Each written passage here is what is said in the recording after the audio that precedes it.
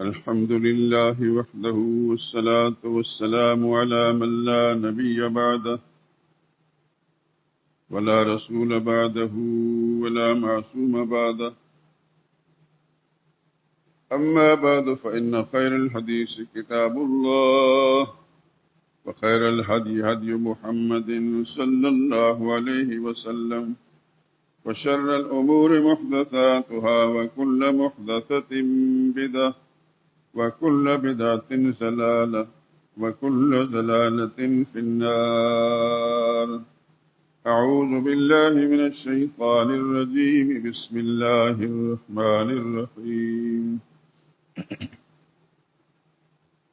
محمد رسول الله والذين معه أشداء على الكفار رحماء بينهم.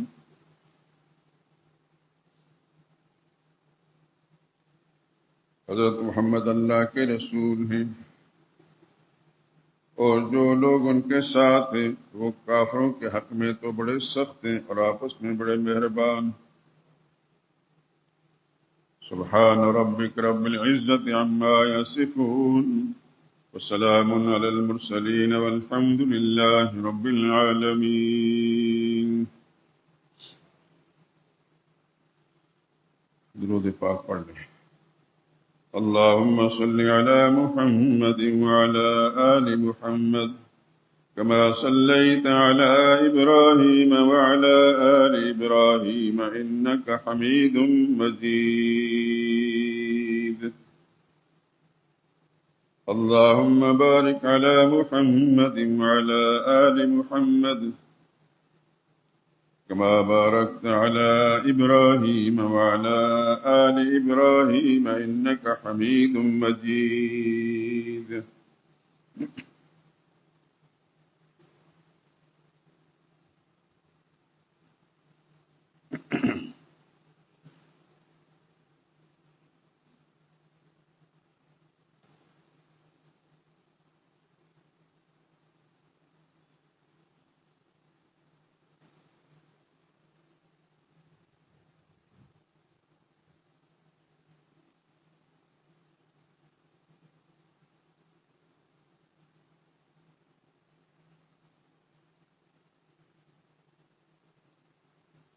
حضرت فاروق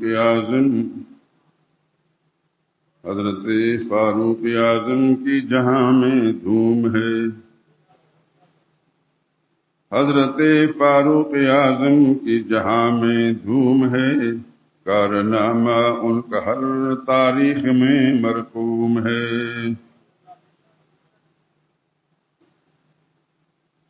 حلقہ اسلام میں داخل ہوئے اس شان سے بے دھڑک مومن اذان دینے لگے اعلان سے.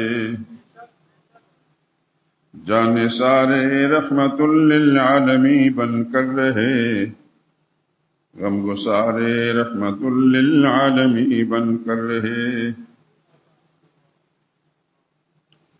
دشمنان دین میں پھر ہلچل سی پیدا ہو گئی. کامرانی بندگان حق پہ شیدا ہو گئی. ان کے دور حکمرانی کی نہیں ملتی مثال. کاروبار سلطنت میں ان کو حاصل تھا کمال. ہر قدم راہ خدا میں ان کا اٹھتا تھا مدام. عمر بھر کی پیروی حضرت خیر الانام. ان کی حکمت سے ہوا زیر نگیں سارا جہاں. عدل اور انصاف کا سکہ ہوا ہر سو رواں. آل و اصحاب محمد کی بڑی توقیر کی. جاگزیں الفت تھی دل میں شبر اور شبیر کی. روضہ اقدس میں وہ آرام فرما ہے سرور. دیکھو تو ان کے مراتب کتنے اعلیٰ ہیں سرور. حضرت فاروق اعظم کی جہاں میں دھوم ہے. کارنامہ ان کا ہر تاریخ میں مرقوم ہے۔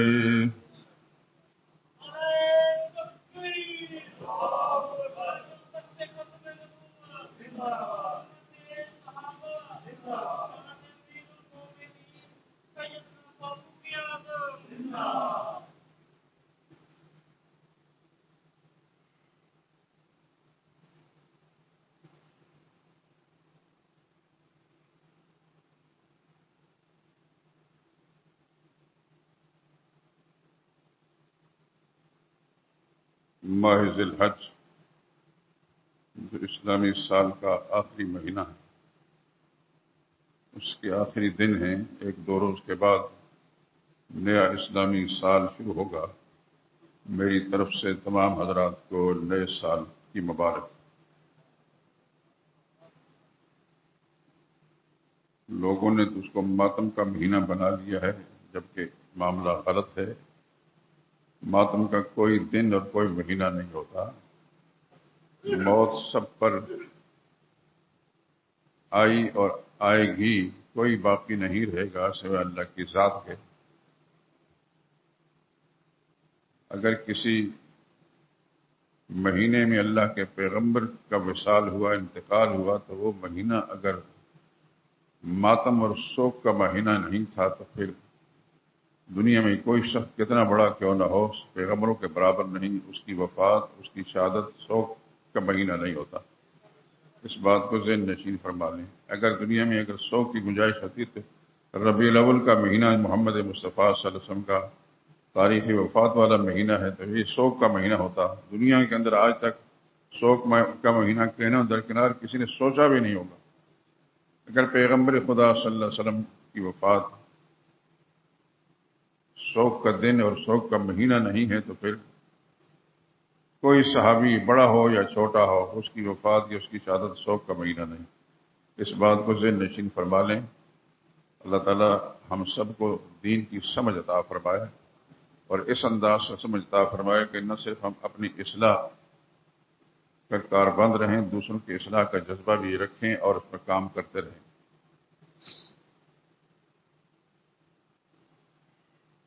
یہ جو نظم میں نے پڑھی ہے، اس نظم سے ہی آپ نے میرے مضمون کا اندازہ فرما لیا ہوگا۔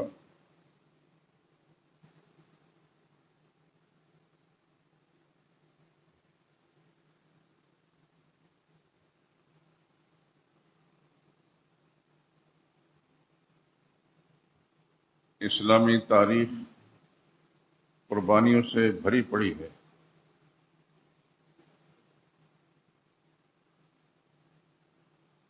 ایک قربانی تو وہ ہے جو اللہ کے حکم سے روئے زمین پر بسنے والے مسلمان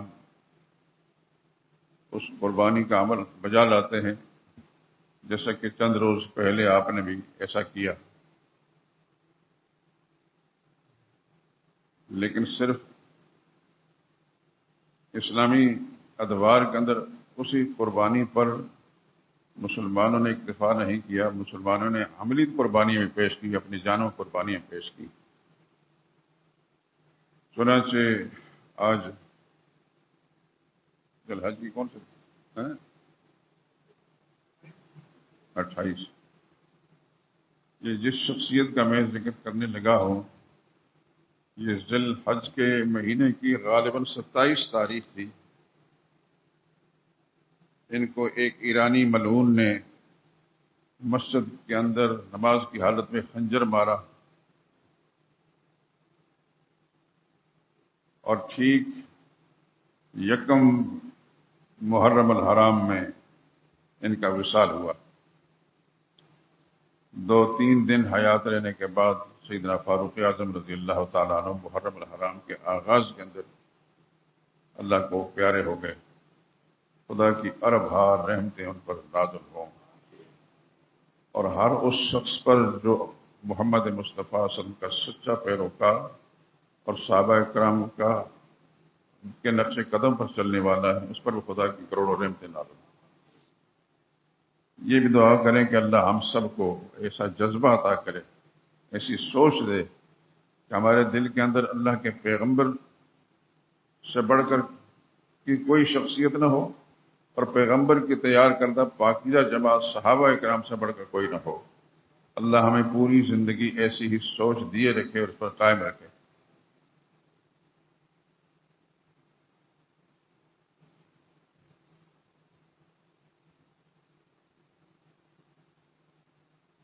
ذی الحج کے مہینے کی 18 تاریخ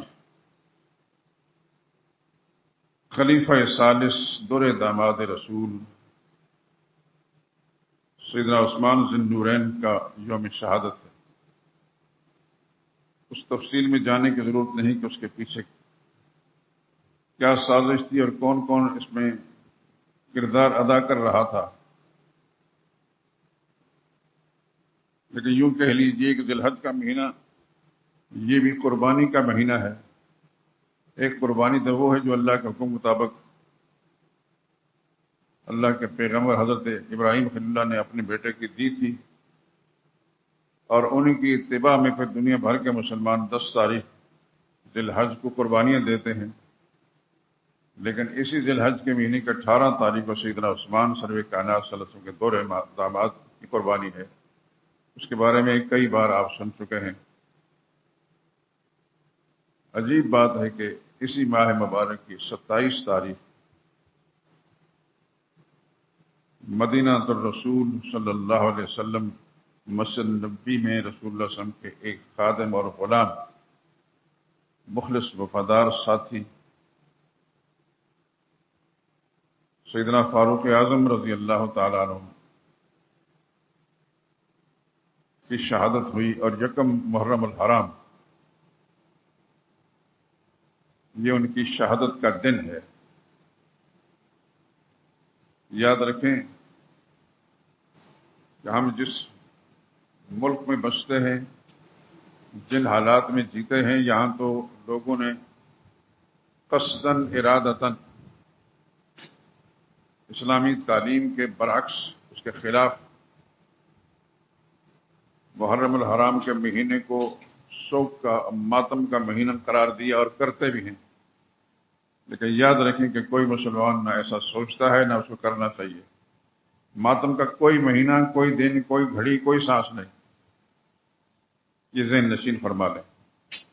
ظاہر بات ہے کہ آپ جہاں جن حلقوں میں رہتے ہیں، آپ کے احباب میں، رشتہ داروں میں، دوست یاروں میں کیسے لوگ ہوں گے جو یہ جو گمراہی ہے پھیلائی ہوئی اس مہینے کے بارے میں، اس کے بارے میں وہ سوچ رکھتے ہوں گے، جس کی میں نے نشاندہی کر رہا ہوں کہ آپ ان کی اصلاح کریں۔ اصلاح صرف مسجد کے امام اور مولوی کی نہیں ذمہ داری، جس کو خدا نے دین کی سمجھ عطا فرمائی اس کی ذمہ داری ہے کہ جہاں جہاں بھی اس کا بس چلتا ہے دوسرے کی اصلاح کرے۔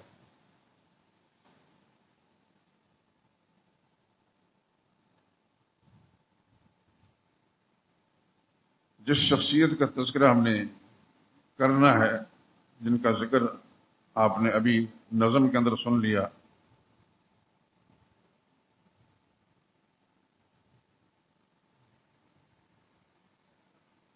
کائنات انسانی میں آدم کی اولاد میں انبیاء کرام علیہ السلام کے بعد ایک انسان جس کا نام ابوبکر صدیق ہے، وہ ان سے بڑا گزرا ہے، رتبے کے لحاظ سے بھی، ہر پہلو سے۔ اس کے بعد پھر فاروق اعظم جیسا انسان نہ آج تک پیدا ہوا نہ قیامت تک پیدا ہوگا، یہ ذہن نشین فرما لیں آپ۔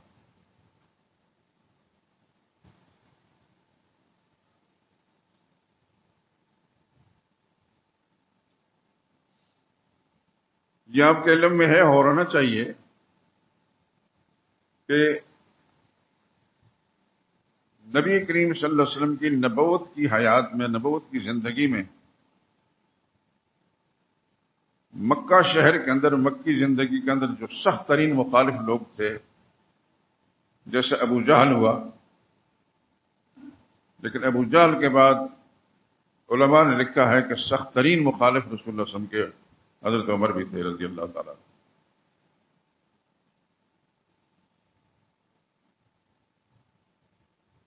ان کے اسلام لانے کا واقعہ عام طور پر آپ سنتے ہی رہے ہوں گے، مطالعے والے حضرات انہوں نے کتابوں میں پڑھ لیا ہوگا،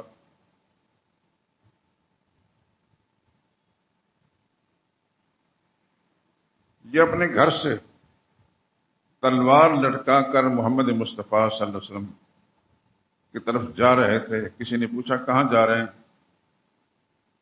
کہ میں محمد کو قتل کرنے جا رہا ہوں۔ کہنے والے نے کہا اللہ کے بندے،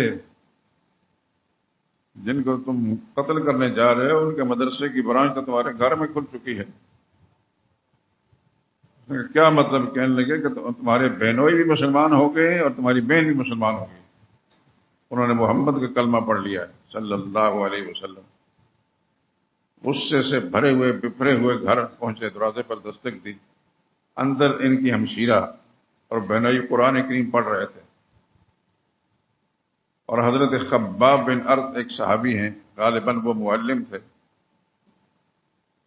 ان کی آہٹ پا کر خباب بن ارت تو ایک سائڈ پر ہو گئے۔ دروازہ کھلتے ہی سب سے پہلے اپنے بہنوئی حضرت سعید بن زید، یہ عشرہ مبشرہ میں سے رضی اللہ تعالیٰ عنہ، ان کو پکڑ کر مارنا شروع کیا۔ بہت زیادہ مارا تو ان کی ہمشیرہ جو ان کی اہلیہ تھی حضرت سعید بن زید رضی اللہ تعالیٰ عنہ، کہ وہ اپنے شوہر کو اپنے بھائی کے ظلم سے چھڑانے کے لیے آئیں، تو پھر ان کو بھی مارنا شروع کر دی۔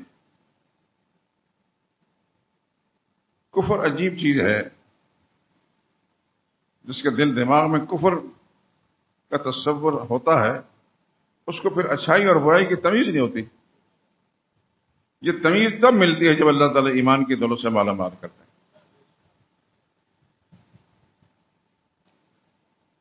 بہن نے جب یہ کہا، عمر انہی کی بہن تھی، جس ماں کا دودھ تو نے پیا ہے میں نے بھی اسی کا پیا ہے، تو کفر میں سخت ہے تو پھر ہم ایمان میں سخت ہیں، جو مرضی ہے کر لیں۔ اللہ کی شان کے بہن کے یہ کلمات ان کے دل پر ایسا اثر کیا،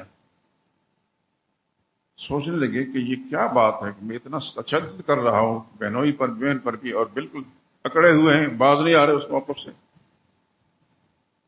ایک لمحے کے لیے رکے تو کہنے لگے آپ کیا پڑھ رہے تھے؟ انہوں نے فرمایا ہم اللہ کا قرآن پڑھ رہے تھے جو محمد مصطفیٰ صلی اللہ علیہ وسلم پر اترا۔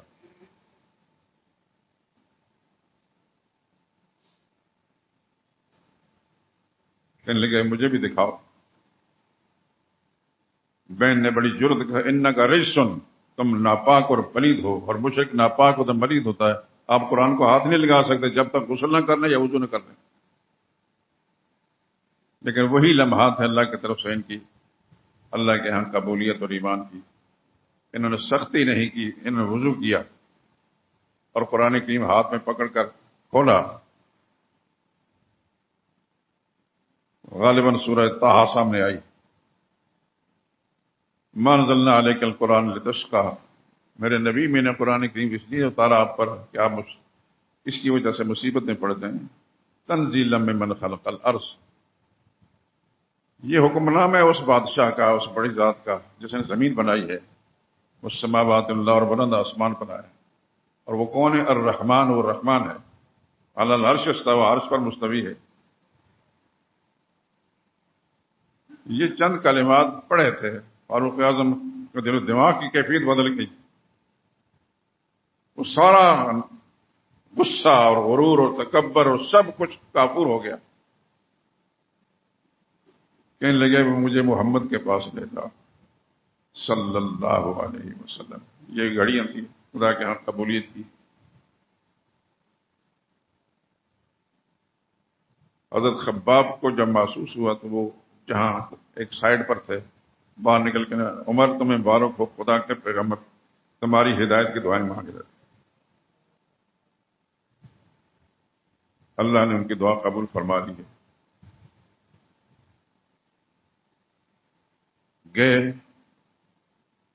نبی کریم صلی اللہ علیہ وسلم پر اس وقت تک تقریباً 40 کے لگ بھگ مسلمان ایمان لائے تھے، اور صفا پہاڑی، اب تو وہ صفا مروہ مسلمانوں کی عبادت کا ایک مرکز بن گئے، لیکن اس وقت صفا پہاڑی سے تھوڑے سے فاصلے پر حرم سے باہر دار ارقم ایک صحابی ہیں، ان کے گھر میں رسول اللہ صلی اللہ علیہ وسلم اور وہ مسلمان رسول اللہ صلی اللہ علیہ وسلم سے دین سیکھ رہے تھے۔ نبی کریم صلی اللہ علیہ وسلم کے پاس اس وقت آپ کے چچا عم محترم حضرت حمزہ رضی اللہ تعالیٰ عنہ تھے، یہ بھی تھوڑا عرصہ پہلے مسلمان ہوئے، اور ایک اور صحابی۔ ان کو چلتے ہوئے دیکھ کر انہوں نے اندیشہ ظاہر کیا، خدا خیر کرے عمر آ رہے ہیں اور تلوار بھی لٹکی ہوئی، کیونکہ عمر کو سب لوگ جانتے تھے عمر کیسا انسان ہے۔ زمانہ کفر کے اندر بھی یہ مشہور تھے اور زمانہ اسلام کے اندر بھی۔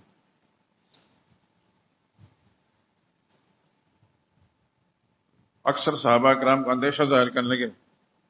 محمد مصطفیٰ صلی اللہ علیہ وسلم کے عم محترم آپ کے چچا سیدنا حمزہ رضی اللہ تعالیٰ عنہ فرمانے لگے، مت گھبراؤ، آنے دو عمر کو، ادب ملحوظ رکھے گا تو خاطر سے بٹھائیں گے، ادب ملحوظ رکھے گا تو خاطر سے بٹھائیں گے، نمونہ اس کو ہم خلق محمد کا دکھائیں گے، اگر نیت نہیں اچھی تو اس کو قتل کر دوں گا، اسی کی تیغ سے سر کاٹ کر چھاتی پہ دھر دوں گا۔ یہ کس نے کہا؟ سیدنا حمزہ رضی اللہ تعالیٰ عنہ۔ یہ حمزہ کون ہے؟ سیدنا محمد مصطفیٰ صلی اللہ علیہ وسلم کے چچا ہیں، اور یہ ہیں شیر خدا، یہ ہیں شیر خدا۔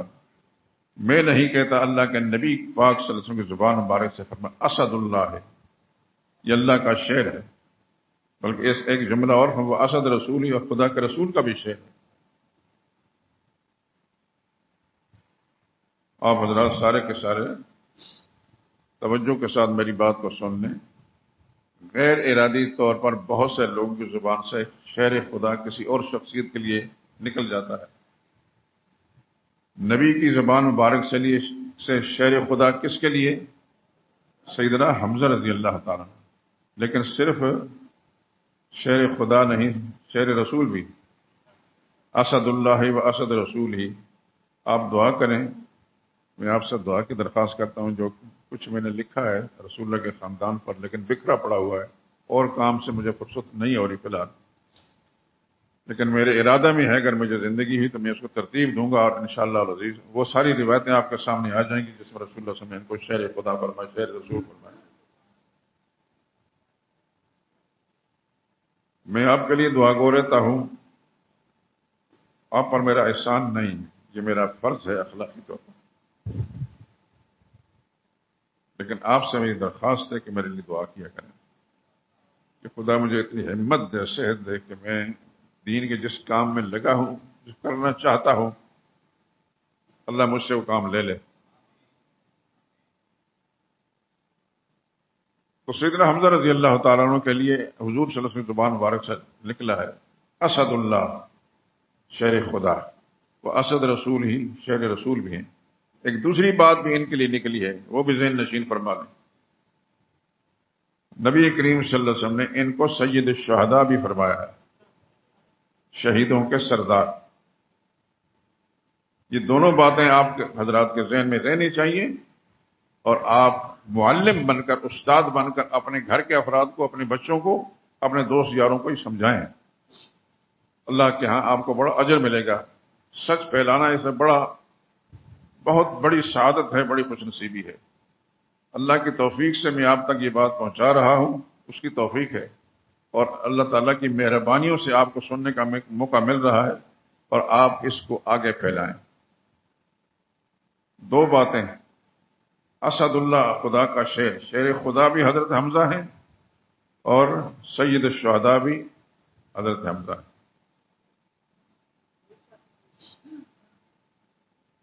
پچھلے جمعے شاید میں نے اشارہ دیا تھا، اس سے پہلے بھی، کہ حضور صلی اللہ علیہ وسلم ایک مجلس میں بیٹھے تھے،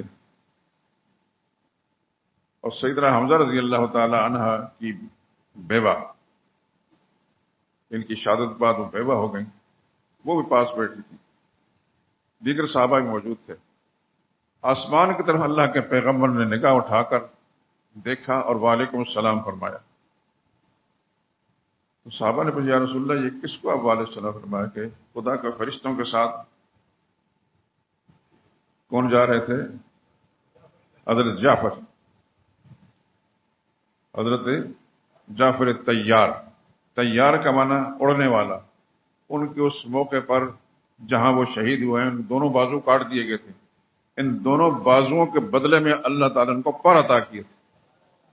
تو فرشتوں کے ساتھ وہ جنتوں میں بھی سیر کرتے تھے, اڑتے تھے, اور اس موقع پر جہیں فرشتے جا رہے تھے ان کے ساتھ ہی تھا. تو حضور صلی اللہ علیہ وسلم کو انہوں نے سلام کیا. رسول اللہ نے جواب دی. کیا لوگ تھے! اللہ اکبر اللہ اکبر. خدا کے دین کے لیے جب قربانی دیتے ہیں تو خدا ان کو پھر کہاں کہاں لے جاتا ہے اور کہاں کیا کیا ان کے مرتبہ اور مقام دنیا تک پہنچاتا ہے.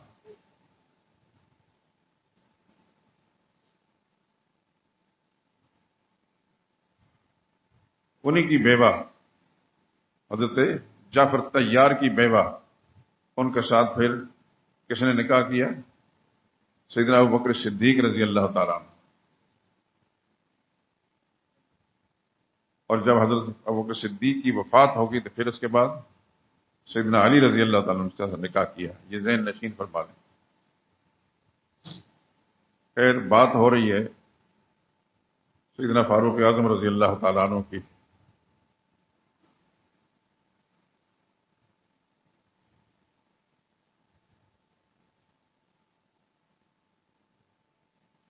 زمانہ کفر میں بڑے سخت تھے, اور زمانہ اسلام کے اندر بھی جب رسول اللہ صلی اللہ علیہ وسلم کے پاس پہنچے تو حضور صلی اللہ علیہ وسلم اٹھے اور ان کی تلوار کو پکڑ کر کھینچا اور ان کے دامن کو کھینچا. اللہ اکبر. پیغمبر کی جرأت پر حوصلے پر قربان رہے ہیں. نبیوں سے بڑھ کر دلیر دنیا میں خدا نے بنایا کسی کو نہیں. سیدھی سی بات ہے.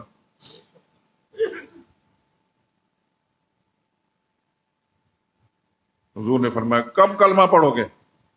کیوں آئے ہو؟ عرض کہ یا رسول اللہ آیا تو میں قتل کرنے کے لیے تھا, لیکن اب میں خود قتل ہو چکا ہوں. اشہد ان لا الہ الا اللہ واشہد ان محمد رسول اللہ, کلمہ پڑھ لیا.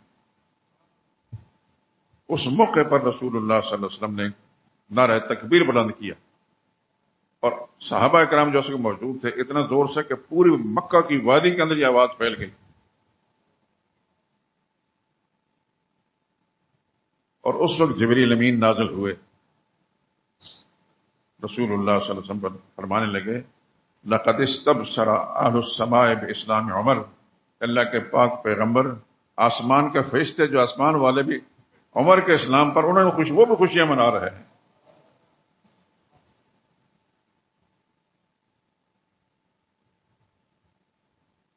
اللہ اکبر.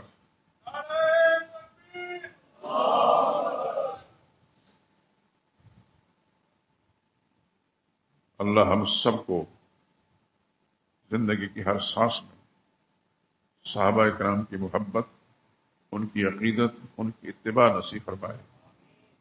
جب بھی ضرورت پڑے اس جان کو اللہ کی راہ میں قربان کرنے کی تو خدا ہمت اور حوصلہ دے, کندھا پیشانی سے خدا کی راہ میں جان کو قربان کر دے.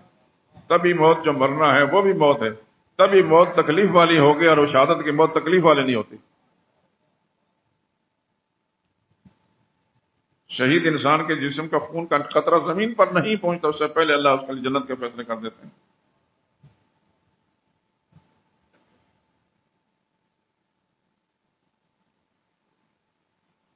اسی موقع پر حضرت عبداللہ بن مسعود رضی اللہ تعالیٰ عنہ فرمانے لگے ما زلنا اعزۃ منذ اسلم عمر. ہم سب صحابہ سب مسلمان اس وقت سے بڑھنے لگے, چڑھنے لگے جب عمر مسلمان ہو گئے, کیونکہ وہی وقت تھا جب رسول اللہ کی خدمت پہنچے. تو حضرت عمر رضی اللہ تعالیٰ عنہ فرمانے لگے یا رسول اللہ اب نماز کہاں پڑھی جائے گی؟ تو رسول اللہ صلی اللہ علیہ وسلم نے فرمایا ابھی تک تو یہیں پڑھ رہے ہیں, مسلمان تھوڑے ہیں. فرمایا میرے مسلمان ہونے کا فائدہ کیا ہے پھر؟ اب خدا کو سجدہ خدا کے گھر میں ہوگا. اللہ اکبر.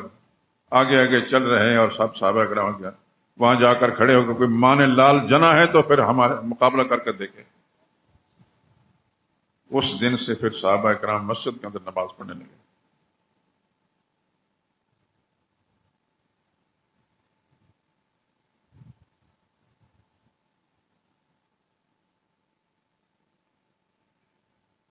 اللہ اکبر.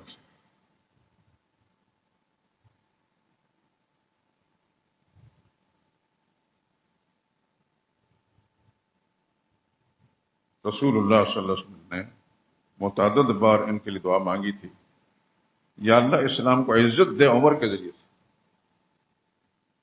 عمر کو ایمان کی دولت سے مالا مال کر تاکہ اسلام کو غلبہ نصیب ہو. رب العالمین کی دعا قبول ہوئی ان کے حق کے اندر. اور پھر جس دن عمر مسلمان ہوئے پھر مسلمانوں کو کوئی دبا نہیں سکا. سبحان اللہ. اور برملا کفر کے مجمع کے اندر جا کر جہاں ابو جہل جیسے سرغنے شیاطین بیٹھے ہوتے تھے، کہنے لگا جس نے اپنی بیوی بیوہ کرانی ہے، اپنے بچے یتیم کرانے ہیں، تو پھر ہمارا مقابلہ کرے، ورنہ کوئی شخص بھی اس طرف سوچے بھی نہ. عمر مسلمان ہو گیا، اگر عمر کے مسلمان ہونے کے بعد ہی مسلمان تکلیف میں لے تو عمر کے مسلمان ہونے کا فائدہ کیا ہے؟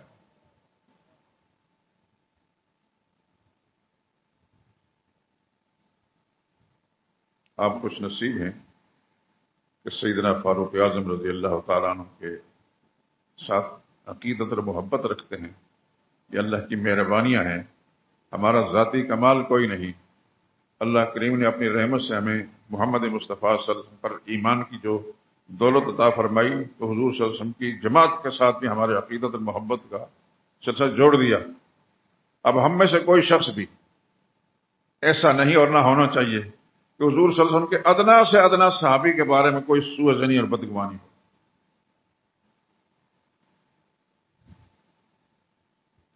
اور فاروق اعظم تو وہ ہے، حضور نے فرمایا تھا لو کان بعدی نبی لکان عمر. نبوت ختم ہو چکی ہے میرے بعد نبی تو آئے گا نہیں، لیکن اگر نبوت چلتی ہوتی تو عمر ضرور نبی ہوتے.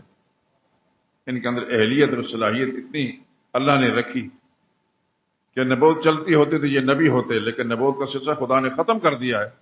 اس واسطے ان کے اندر اہلیتیں، ان میں صلاحیتیں بہت ساری ہیں، لیکن نبی نہیں ہیں.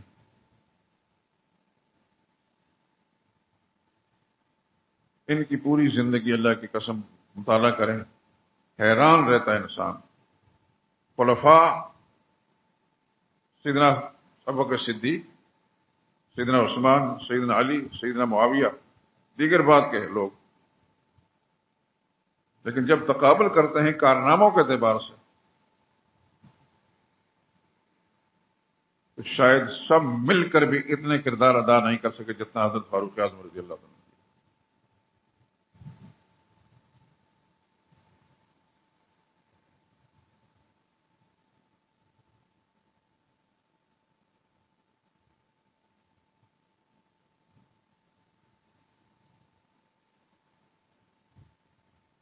اور حضور صلی اللہ علیہ وسلم کی لائی ہوئی شریعت یعنی عقائد، خاص طور عقیدہ توحید، اس معاملے میں ایسا کردار ادا کیا ہے فاروق اعظم نے کہ اس کی بھی مثال نہیں.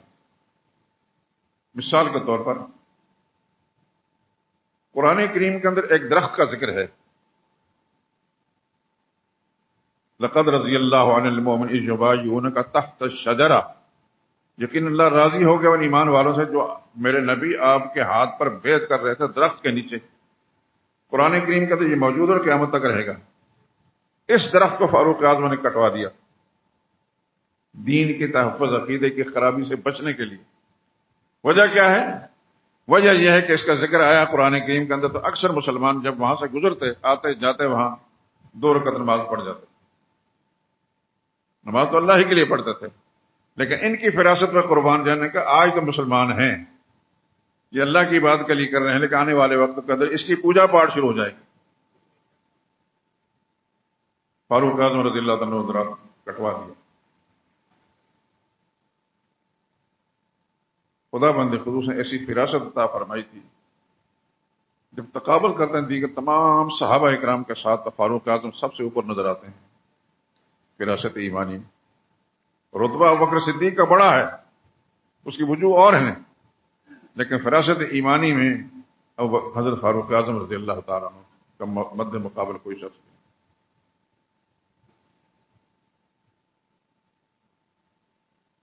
آپ کے علم میں ہے، ہوگا، ہونا چاہیے۔ آج آپ اللہ کے گھر کی زیارت کے لیے جاتے ہیں، اللہ پاک سب کو زیارت کرائے اور آپ کا جانے کو اللہ قبول فرمائے۔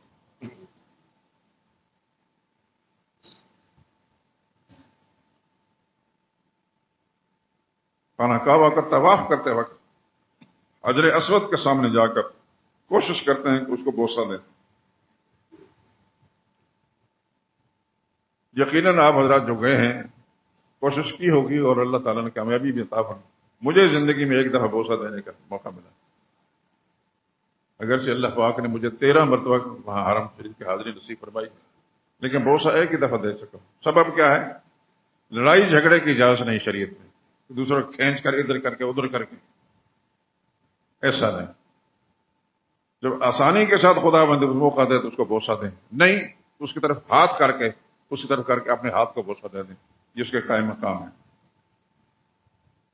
یہ مسئلہ ہے، آسانی کے ساتھ اگر پہنچ سکتے ہیں بغیر کسی کو دھکا دیے، بغیر کسی کو کھینچا تانی کے، تو بلا شبہ بوسہ دیں۔ اگر نہیں تو شریعت میں رسول اللہ صلی اللہ علیہ وسلم نے یہ تعلیم بھی دی ہے، جو وہاں تک پہنچ نہیں سکتا ہاتھ اشارہ کر کے حجر اسود کا ہاتھ کو بوسہ دے دے، جس کے قائم مقام ہو جائے گا۔ اس وقت بھی تھا، یہ حجر اسود آج بھی ہے۔ تو سیدنا فاروق اعظم رضی اللہ تعالیٰ عنہ جب حجر اسود کے سامنے گئے، یہ ساری چیزیں جو ہیں ان کا تذکرہ کرنے سے ہمارے عقیدوں کی اصلاح ہوتی ہے۔ حجر اسود پر نظر ڈال کر کہنے لگے، یا حجر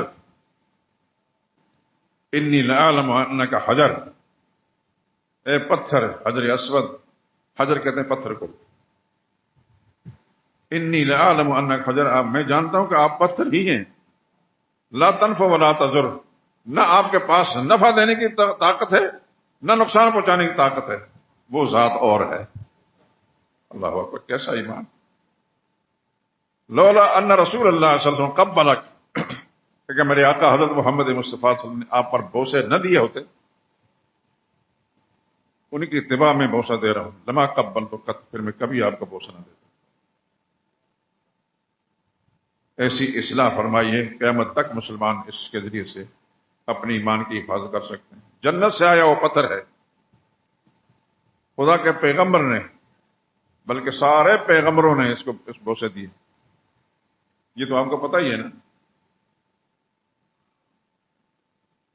انسان سے پہلے اللہ پاک نے یہ جگہ خانہ کعبہ یہ مرکز بنایا تھا، اور پھر جب آدم علیہ السلام پیدا ہوئے اس کے بعد یکے بعد دیگر انبیاء اکرام تشریف لاتے رہے، اس عمارت کی شکست و ریخت ہوتی رہی، ٹوٹ پھوٹ کا شکار رہی، پھر بنائے گی، پھر بنائے گی، پھر بنائے گی، حتیٰ کہ آپ قرآن کریم سے پڑھتے ہیں، یہ اذ یرفع ابراہیم القواعد من البیت و اسماعیل، ابراہیم علیہ السلام اور ان کے صاحبزادہ حضرت اسماعیل علیہ السلام دونوں باپ بیٹا بیت اللہ کی تعمیر اٹھا رہے تھے، ساتھ دعا کر ربنا تقبل منا، یا اللہ ہمارے سے عمل قبول فرما۔ پھر نبی کریم صلی اللہ علیہ وسلم کے زمانے کے اندر بھی اس کی شکست کے بعد، یعنی ٹوٹ جانے کے بعد پھر تعمیر ہوئی۔ اتنا فرق ہوا کہ مشرکین مکہ جو چودھری تھے، وہ تھے اکثر مشرک، انہوں نے یہ خرابی کی کہ بیت اللہ کا دروازہ سطح زمین سے اوپر کر دیا، تو آج آپ دیکھتے ہیں کہ ہر آدمی وہاں پہنچ نہیں سکتا، سوائے اس کے کہ سیڑھی لگتی ہے، حکمران جس کو اجازت دیتے ہیں تو وہ جاتا ہے، نہیں تو نہیں۔ لیکن ہے یہ غلط بات، ہے یہ غلط بات۔ تو قریش مکہ نے اس کی سطح بلند کر دی، خیال یہ تھا کہ ہم خود جائیں گے یا جس کو داخل ہونے اجازت دیں گے وہ جائے گا ورنہ نہیں جائے گا۔ بعد میں رسول اللہ صلی اللہ علیہ وسلم نے جب اس بات کا اظہار فرمایا کہ حضرت ابراہیم علیہ السلام کی تعمیر اور سابقہ انبیاء کے زمانے کی تعمیر ایسی نہیں تھی جو قریش مکہ نے کی، تو کوئی حکومت آئی صحابہ کرام میں سے، انہوں نے کہا ہمیں اجازت دو، ہم اس کو توڑ کر پھر سطح زمین کے برابر کر دیں. یہ رسول اللہ کے بعد تو غالباً امام مالک یا کسی اور بزرگ نے کہا کہ نہیں، اب اسی حالت میں رہنے دیا جائے، ورنہ ہر حکومت آ کر اپنے نام بڑی کے لیے توڑے گی بنائے گی، توڑے گی بنائے گی. رسول اللہ صلی اللہ علیہ وسلم نے اس کے بارے میں جو کچھ فرما دیا ہر مسلمان کو پتا ہے اور پتا ہونا چاہیے، لیکن توڑ پھوڑ کی اب اجازت نہیں. اور ایک بات مجھے اچانک خیال آیا،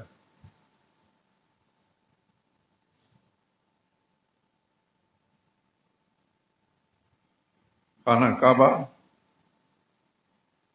جتنی اس کی حدود ہیں، حرم کی حدود ہیں یہ، اور مکہ مدینہ طیبہ وہاں کے حرم کی جو حدود ہیں یہ پوری دنیا کے مسلمانوں کے لیے یکساں ہیں. ان پر کسی کی کوئی حکمرانی نہیں.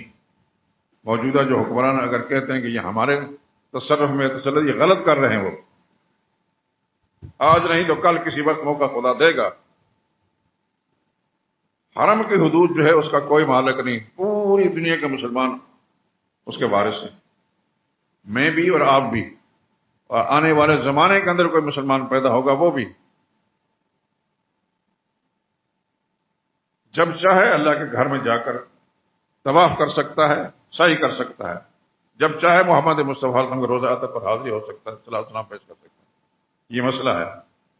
لیکن یہ سعودی گورنمنٹ، اللہ ان کو ہدایت دے، ہم ہدایت کی دعا کر سکتے ہیں کہ انہوں نے جو اس پر غاصبانہ قسم کا قبضہ کر رکھا ہے، مملکت پر ہمیں اعتراض نہیں، حرمین شریف کا پر جو قبضہ کر رکھا ہے یہ ان کا حق نہیں ہے. سواء العاکف فیہ والباد، تو وہاں کا رہنے والا اور دوسرا رہنے والا اس کے لیے برابر ہیں.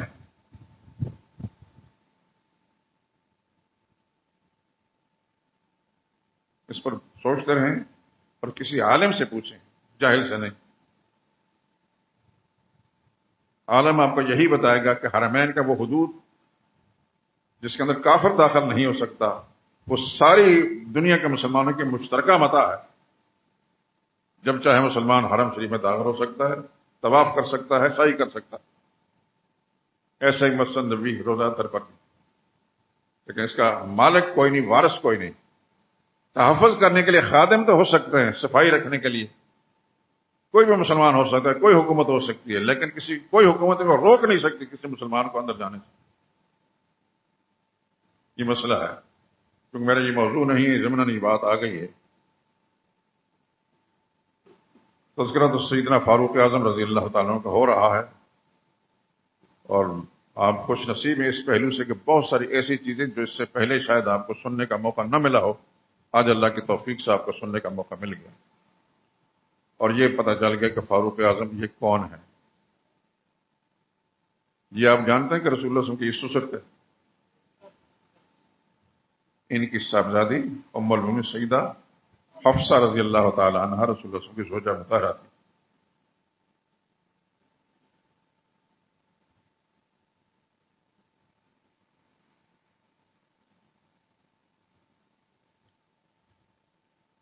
خلیفہ ثانی ہیں، جلیل قدر صحابی ہیں. ابوبکر صدیق کے بعد اس رتبے کا کوئی صحابی نہ حضرت عثمان ہے، نہ حضرت علی ہے، نہ کوئی اور صحابی. ابوبکر صدیق کے بعد سب سے بڑا رتبہ اگر کائنات انسانی میں ہے تو صرف فاروق اعظم کا رضی اللہ تعالیٰ عنہ. اپنے ذہن اس انداز سے بنا لیجئے. سیدنا علی بہت چھوٹے ہیں ان سے رتبے کے اعتبار سے، وہ حضرت عثمان بھی چھوٹے ہیں، بڑا مقام ہے حضرت عثمان کا بھی، لیکن رتبے کے اعتبار سے فاروق اعظم جیسے نہیں. صرف ان سے اوپر ابوبکر صدیق ہیں رضی اللہ تعالیٰ عنہ.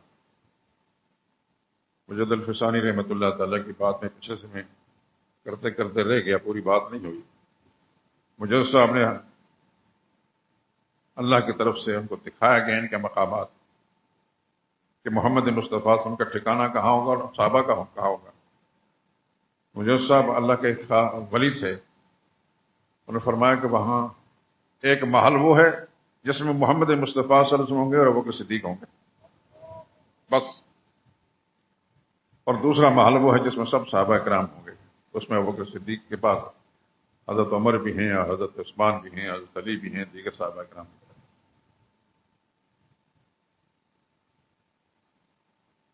لیکن یہ بات میں ذہن نشین فرما لیجئے، میں دوستوں سے درخواست کروں گا کہ صحابہ کا نام ادب سے لیں، صحابہ کا نام ادب سے لیں. یہ ایمان کا تقاضا ہے، ہمارے ایمان کا تقاضا یہ ہے کہ نبی کریم صلی اللہ علیہ وسلم کی محبت اور حضور صلی اللہ علیہ وسلم نے جن پر اعتماد کیا ہے ان کے ساتھ محبت رکھیں اور ان کا نام ادب سے لیں. ابھی جب میں نے سورہ فتح کی آخری آیت کے 2 جملے پڑھے تھے، محمد الرسول اللہ، حضرت محمد صلی اللہ علیہ وسلم اللہ کا رسول، والذین معہ، اور جو ان کے ساتھی ہیں، 2 صفتیں، اشداء علی الکفار، وہ کافروں کے مقابلے بڑے سخت ہیں، نہ دبتے ہیں، نہ ڈرتے ہیں، نہ جھکتے ہیں، لیکن آپس میں رحماء بینہم، آپس میں بہت پیار کرنے والے. یہ جو رحماء بینہم، اس پر غور فرمائیں. آپ جس ملک میں رہتے ہیں، جس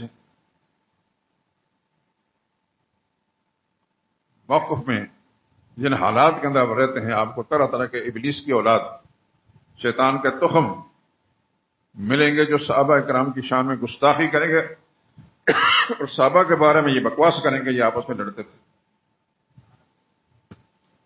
سب سے زیادہ جاننے والی ذات کون ہے؟ صرف اللہ کی. اللہ نے اطلاع دی ہے رحماء بینہم، آپس میں بڑے پیار کرنے والے تھے، دشمن نہیں تھے، پیار کرنے والے تھے. اس لیے میں سب حضرات سے، آپ سب دوستوں سے درخواست کروں گا کہ صحابہ کرام کے بارے میں ایسی ہی سوچ رکھیں. کسی کتاب میں اگر لکھا ہے کہ فلاں نے فلاں کے خلاف ایسا کیا، ویسا کیا، ویسا کیا، اس کو ردی کی ٹوکری میں پھینک دیں، اس کو آگ لگا دیں. قرآن فیصلہ کرتا ہے رحماء بینہم، آپس پیار کرنے والے. قرآن کہتا ہے اولئک کتب فی قلوبہم الایمان، یہ وہ لوگ ہیں جن کے دلوں میں اللہ نے اپنے تقدیر کے قلم سے ایمان لکھا تھا. اللہ کے لکھے ہوئے کو اللہ ہی مٹا سکتا ہے اور کوئی نہیں مٹا سکتا. مومن کامل تھے یہ، لیکن اللہ کے حکم سے اور آپس میں پیار کرنے والے تھے، یہ ایک دوسرے کے دشمن نہیں تھے.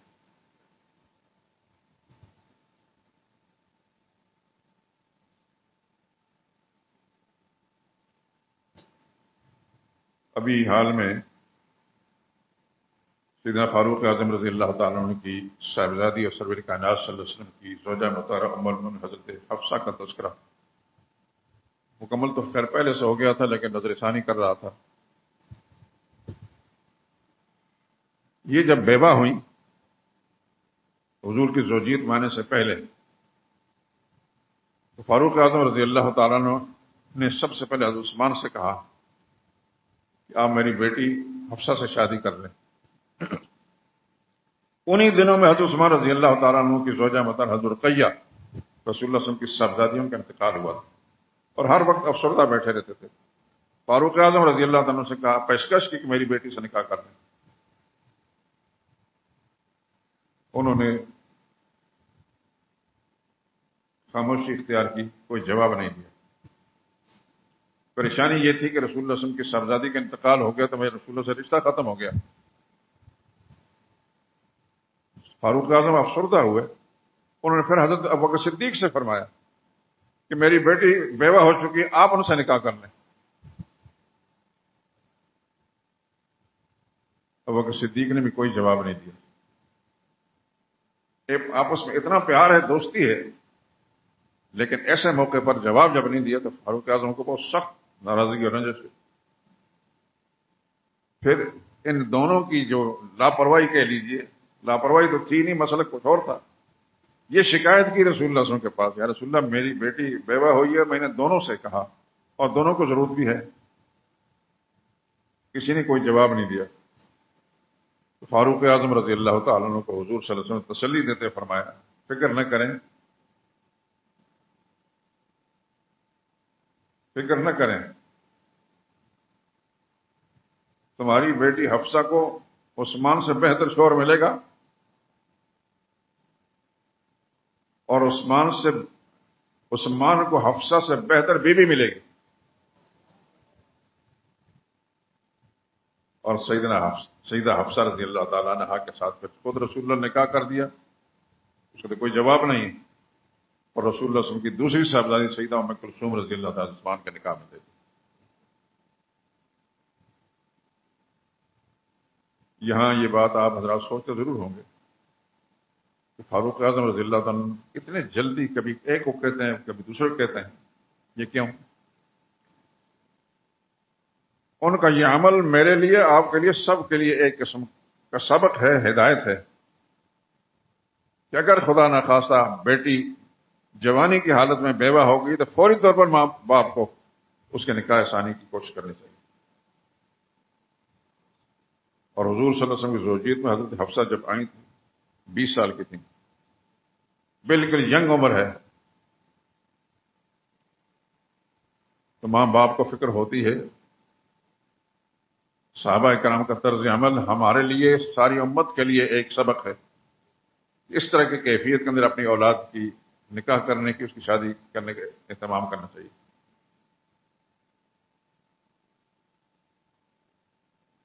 جب حضور صلی اللہ علیہ وسلم کی زوجیت میں چلیں گے تو ابو بکر صدیق نے فرمایا بھائی مجھ تم سے ناراض ہوئے تھے، آپ نے حفصہ کے بارے میں کہا تھا کہ نکاح کر لو. میں نے حضور صلی اللہ علیہ وسلم کو ان کا تذکرہ کرتے سنا تھا، آپ کو میں نے نہیں بتایا. میں رسول اللہ صلی اللہ علیہ وسلم کا راز آؤٹ نہیں کرنا چاہتا. آپس میں محبت بھی بے پناہ. ایک دفعہ ان دونوں بزرگوں حضرت فاروق اعظم اور حضرت ابوبکر صدیق کے درمیان کسی بات پر اختلاف ہو گیا، اور ابوبکر صدیق نے کچھ سخت بات کہہ دی. بڑے تھے، فاروق اعظم کو سخت بات کہہ دی.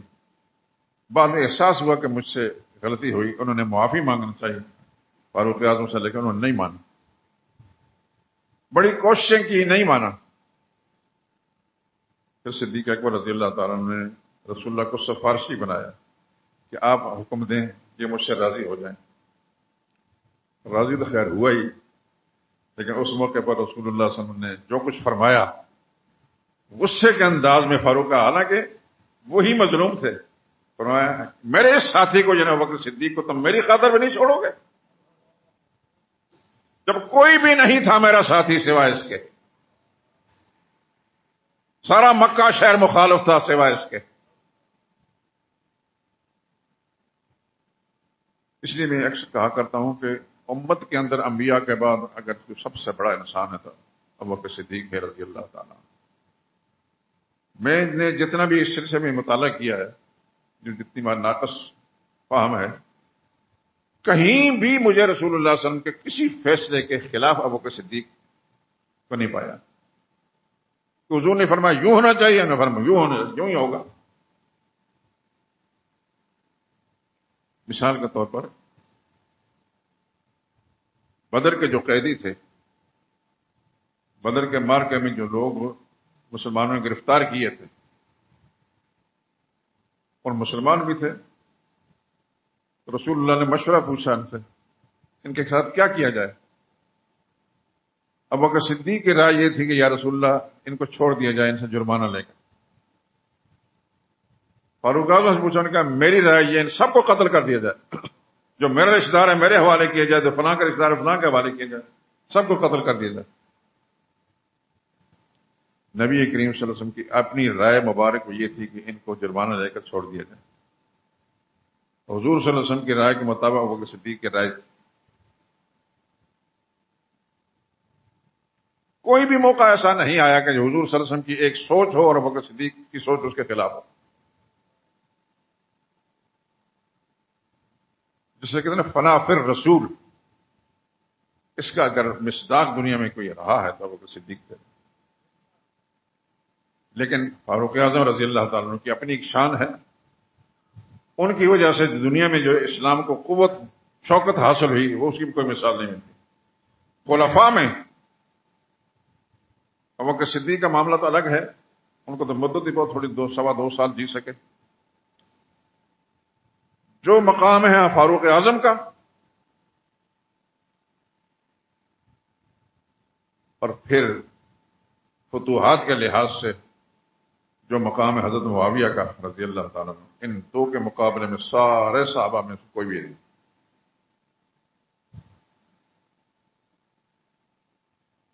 ٹائم نہیں ہوتا کہ میں ساری کی ساری وہ جن جن علاقوں کو فتح کیا گیا، جہاں جہاں بھی ان کردار ادا کیے، وہ سب سے ذکر کروں آپ، لیکن اس میں شک نہیں کہ حضور کے خلفاء میں سب سے مضبوط کردار اگر ہے تو فاروق اعظم کا ہے، پھر حضرت معاویہ کا ہے رضی اللہ تعالیٰ۔ عثمان رضی اللہ تعالیٰ کے زمانے میں فتوحات ضرور ہوئیں لیکن اس مقام پر نہیں پہنچے جہاں فاروق اعظم تھے، اور سیدنا علی رضی اللہ تعالیٰ کے زمانے میں فتوحات سرے سے نہیں ہوئی، سرے سے نہیں ہوئی۔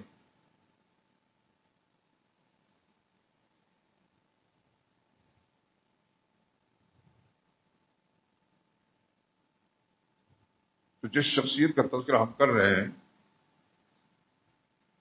سیدنا فاروق اعظم رضی اللہ تعالیٰ عنہ، ان کا وصال آپ نے بات کر ختم کرتا ہوں۔ نماز پڑھا رہے تھے مسجد کے اندر، مسجد نبی کے اندر، عین حالت نماز میں ایک ایرانی بدبخت نے، جسے لگتا ہے شروع سے ہی بدبخت رہے، خنجر مارا فاروق اعظم رضی اللہ تعالیٰ عنہ کو کئی دفعہ، زہر آلود خنجر تھا، اور اس کی وجہ سے فاروق اعظم گر گئے، 3 دن حیات رہے، اور یکم ربیع الاول محرم الحرام کو ان کا وصال ہو گیا۔ اور پھر آپ سوچتے ہوں گے کیا نبی کریم صلی اللہ علیہ وسلم نے ان کے بارے میں فرمایا تھا کہ میری قبر کے ساتھ ان کی قبر بنائی جائے؟ یہ بڑی عجیب بات ہے۔ وہ جگہ جہاں رسول اللہ صلی اللہ علیہ وسلم مدفون ہے یہ عائشہ صدیقہ رضی اللہ تعالی عنہا کا گھر تھا، ابو بکر صدیق رضی اللہ تعالیٰ عنہ چونکہ ان کے والد تھے، ان کے لیے تو انہوں نے خود جاتا ہے۔ تیسری قبر کی جگہ انہوں نے حضرت عائشہ صدیقہ رضی اللہ تعالیٰ اپنے لیے رکھی تھی، لیکن جب ان کی شہادت ہونے والی تھی، بالکل زندگی آخری سانس لے رہے تھے، تو پوچھا کہ یار امیر المومنین آپ کو کہاں دفن کیا جائے گا؟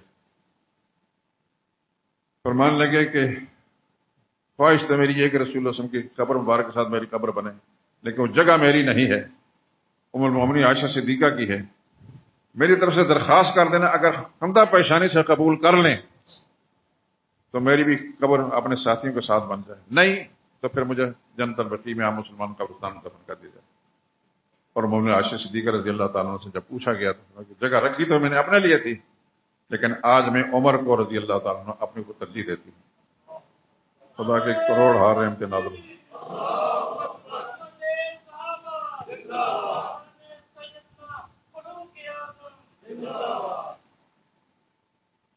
فاروق اعظم رضی اللہ تعالیٰ عنہ کو قتل کرنے والا آدمی کون تھا؟ ایرانی ملعون تھا، یہ شروع سے ہی ملعون رہے، آج تک ان میں اخلاص نام کوئی چیز بھی نہیں۔ آپ حضرات کی سوچ کیا ہے مجھے اندازہ نہیں، لیکن میں اپنے ناقص فہم اور اب تک جو تحقیق کر چکا، ان سے زیادہ آپ کے پاکستانی مسلمان پاکستانی لوگوں کے لیے یا ہندوستان ہے اس کے دشمنوں سے یا ایران ہے، لیکن اس ملک کے اندر جو منافق طبقہ ہے انہوں نے افغانستان کو دشمن بنا کر پیش کیا۔ افغانستان دشمن نہیں اس وقت خصوصاً۔ یہ بھی آپ کے علم میں ہوگا کہ پاکستان بننے کے ساتھ افغانستان کے ساتھ حالات کس نے بگاڑے؟ ایک قادیانی تھا حکومتی سطح پر بہت بڑا، اس ملعون نے 2 قادیانی بھیجے افغانستان کے اندر جا کر قادیانیت کی تبلیغ کریں۔ وہاں کے افغانستان کے مسلمانوں جب پتہ چلا کہ یہ تو کفر کی تبلیغ کر رہے ہیں، انہوں نے پکڑ قتل کر دیا۔ تب سے اس خبیث نے پھر افغانستان کے ساتھ حالات نہیں سنورنے دیے۔ اب بھی ایسے اس ملک کے اندر اقتدار کی کرسیوں پر اور دائیں بائیں ایسے ملعون موجود ہیں جو افغانستان کے ساتھ حالات بگاڑنا چاہتے ہیں۔ افغانستان کے مسلمان 100% مسلمان ہیں، وہ آپ کا دشمن نہیں ہے، البتہ ادھر بھی دشمن ہے، ادھر بھی دشمن ہے۔